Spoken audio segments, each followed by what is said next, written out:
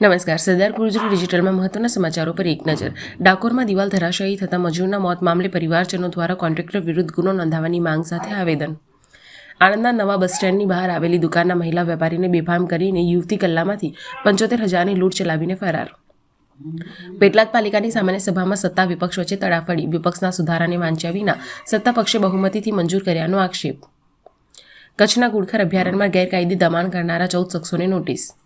સુરેન્દ્રનગરના ધ્રાંગધ્રા હાઈવે પરથી 2 ગાડીમાંથી 4 બંદૂક અને 41 કારતૂસ સાથે 3 શખ્સ ઝડપાયા. ઇન્ડિયન ટેક્ટોનિક પ્લેટ તૂટી રહી હોવાથી હિમાલયન ટિબેટ રેન્જમાં ભયાનક ભૂકંપનો ખતરો. મ્યાનમારના સાયબર અડ્ડા પર 3 દેશોનો હુમલો, 500 ઇમારતોનો કચ્ચરધાણ. જાપાનમાં વૈજ્ઞાનિકોને દેડકાના આંતરડામાંથી કેન્સર મટાડે તેવા બેક્ટેરિયા મળ્યા. મલેશિયાના પૂર્વ વડાપ્રધાન નજીબ રજાકને ભ્રષ્ટાચાર બદલ 15 વર્ષની જેલ, $2.8 અબજ નો દંડ. સિરિયામાં મસ્જિદમાં બોમ્બ બ્લાસ્ટ, 8 લોકોના મોત, 18 ઘાયલ.